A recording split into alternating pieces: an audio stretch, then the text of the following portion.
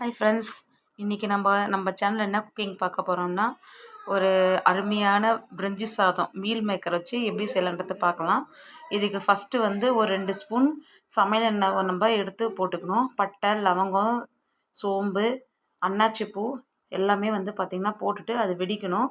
வெடித்ததுக்கப்புறமா நம்ம என்ன செய்யணும்னா, அடுத்து இதுக்கு தேவையான வெங்காயம், தக்காளி, பச்சை மிளகா, கருவேப்பிலை எல்லாமே நான் சின்ன வெங்காயமும் இதில் போட்டிருக்கேன், பெரிய வெங்காயமே போட்டிருக்கேன் டேஸ்ட்டுக்காக.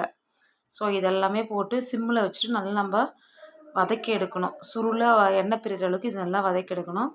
அதுக்கு நெக்ஸ்ட்டு கொத்தமல்லி, கருவேப்பிலை, புதினா எல்லாம் கழுவி வச்சுக்கணும். இஞ்சி, பூண்டு, பச்சை மிளகா ஜாரில் போட்டுட்டு அது கூடவே பிரிஞ்சி இலை, பட்டை, லவங்கம் எல்லாமே போடணும். நான் கரம் மசாலான்னு தனியாக கடை தூளோ இல்லை வீட்டில் அரைச்சி வச்சதோ போடல.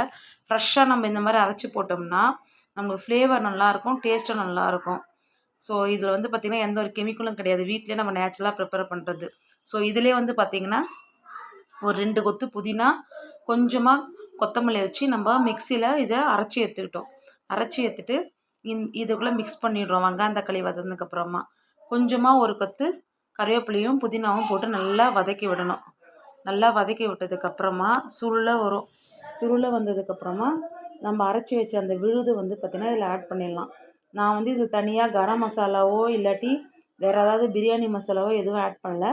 ஃப்ரெஷ்ஷாக இஞ்சி, பூண்டு, பச்சை மிளகா, கருவேப்பிலை இல்லை, புதினா, கொத்தமல்லி, பிரிஞ்சி இலை, சோம்பு, பட்டை, லவங்கம், அன்னாச்சி பூ எல்லாமே பார்த்திங்கன்னா இதில் மிக்ஸ் பண்ணி அரைச்சி எடுத்துருக்கேன். இஞ்சி 1 மடங்கு போடணும், பூண்டு 2 மடங்கு போட்டு நல்லா அரைக்கணும். ஸோ இது நல்லா எண்ணெய் பிரிகிற அளவுக்கு இதில் போட்டு வதக்கி எடுத்துடணும். ஏன்னா சாப்பிடும்போது பசங்க நம்ம எண்ணெயில் போட்டோம்னா அதெல்லாம் தூக்கி போட்டுருவாங்க. இந்த மாதிரி அரைச்சி போட்டோம்னா வயிற்றுக்கும் போகும், டேஸ்ட்டாகவும் இருக்கும். சைட் பை சைட் அட் ஏ டைமில் தனியாக நம்ம ஊற வச்சு தண்ணியில் போட்டு அலசி எடுத்து அந்த மீல் மேக்கரை கொஞ்சமாக மிளகாத்தூள் போட்டு, கொஞ்சமாக எண்ணெய் ஊற்றி, கொஞ்சமாக நம்ம சால்ட்டு போட்டு அது தனியாக தண்ணி ஊற்றி ஒரு 2லேருந்து 3 நிமிஷம் வேக வச்சு எடுத்துக்கணும். ஏன்னா குக்கரில் டைரெக்டாக போடக்கூடாது. அதுக்காக இது பார்த்திங்கன்னா ஒரு 1/2 ஸ்பூன் மிளகாத்தூள், 1/4 ஸ்பூன் உப்பு, ஒரு 1/4 டம்ளர் தண்ணி ஊற்றி, ஒரு 1/4 ஸ்பூன் எண்ணெய் ஊற்றி நம்ம அதை வேக வச்சு எடுத்துக்கலாம் தனியாக. இது வேகிறதுக்குள்ளே அந்த பக்கம் என்னாச்சுன்னு பார்த்துட்டு வந்துடலாம். ஸோ நல்லா எண்ணெய் பிரிஞ்சு வந்துடுச்சு. இதில் நம்ம அடுத்து என்ன ஆட் பண்ணுறோம்னா நம்மளுடைய அரிசி போடணும். ஸோ அரிசி பார்த்தீங்கன்னா பச்சை அரிசி எடுத்திருக்கேன், பிரியாணி அரிசி, சீரக சம்பா. இது பார்த்திங்கன்னா ஒரு 30 மினிட்ஸ் 4 பேர் சாப்பிட்ற அளவுக்கு நான் 2 ஆழாக்கு எடுத்திருக்கேன். அதுக்கு அதே ஈக்குவல் தண்ணி வைக்கணும். ஏன்னா இது பச்சை அரிசின்றதால குழஞ்சிடும். நம்ம 2 மடங்காக வைக்கக்கூடாது. ஸோ எந்த பாத்திரத்தில் அரிசி எடுத்தோமோ அதில் அதே அளவு தண்ணி எடுத்து நம்ம இதில் கலந்து வச்சுக்கணும். ஒரு 2 ஸ்பூன் மிளகாத்தூள், நான் பார்த்திங்கன்னா குழம்பு மிளகாத்தூள் தான் யூஸ் பண்ணுறேன். கொஞ்சம் சால்ட்டு டேஸ்ட்டுக்கு. ஸோ அது போட்டுட்டு தண்ணி ஊற்றிடணும். தண்ணி ஊற்றிட்டு நெக்ஸ்ட்டு நம்ம என்ன பண்ணோம்னா இதில் 1 ஸ்பூன் நெய் விடலாம்.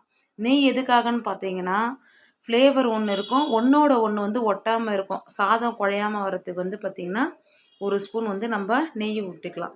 நெய் விட்டதுக்கப்புறமா இதை நம்ம மூடி வச்சுட்டு ஒரு 2 விசில்.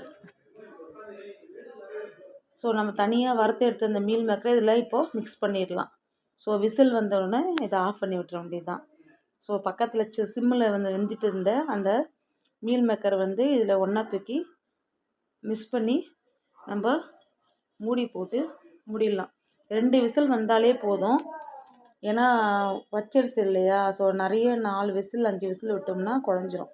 ஸோ நெய்யை விட்டுட்டு ஒரு கலக்கிட்டு கரண்டி வச்சு நம்ம இதை க்ளோஸ் பண்ணிடலாம். க்ளோஸ் பண்ணிவிட்டு 2 ஸ்டீம் வந்தால் போதும். 2 விசில் வந்தாலே போதும். நல்லா உதிரியாக வந்துடும் பலன்னு. ஸோ ஈஸியாக இதில் நம்ம எல்லாமே ரெடி பண்ணி வச்சுருந்தோம்னா ஒரு 15 மினிட்ஸ்லேயே செஞ்சு முடிச்சிடலாம், 1 பாட் ரைஸ்ன்றதுனால.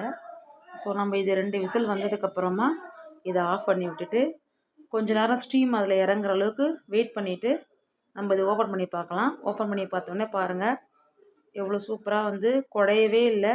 சாதம் எப்படி இருக்குதுன்னு பாருங்கள், தனியாக இருக்குது பாருங்கள், உதிராக.